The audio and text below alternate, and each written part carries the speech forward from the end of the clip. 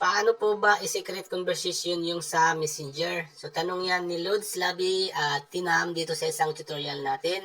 So, napakadali lang naman ito, Lods, gawin kung paano po mag-secret conversation sa inyong mga Messenger. So, ganito lang po ang gawin nyo. Open nyo lang ang inyong mga Messenger. And then, hanapin mo lang po dito yung gusto mo pong maka-secret conversation. Halimbawa po, iyan. Yang si Barbie.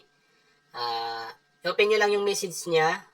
And then, pagdating dito sa message niya, punta ka dito sa icon na bilog na yan. Click mo. And then, mapupunta ka dito. Scroll up mo lang. Scroll up mo. Hanapin mo dito ang Go to Secret Conversation. Ayan. So, itong Go to Secret Conversation na ito yung tinatawag na end-to-end encrypted chat. So, pag tinurn on nyo to, i-click nyo yan. Ayan.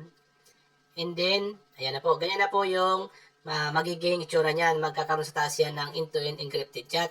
So dito, kung ano man dito yung mga chinachat nyo dito, halimbawa mag-chat kayo ng mga ganito, so mababasa nyo lang ito sa cellphone na kung saan nyo ito ginawa.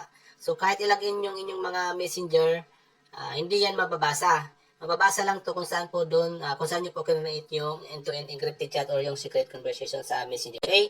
And then magiging dalawa dyan yung chat. So ang mababasa niya lang dito, kung halimbawa i-open yung account nyo, ang mababasa lang nila dito ay ang yung hindi end-to-end encrypted chat. So, yung end-to-end, sa cellphone lang yan kung saan po kinunait. Okay? So, yan po yung tinatawag na secret conversation or end-to-end encrypted chat sa ating mga messenger.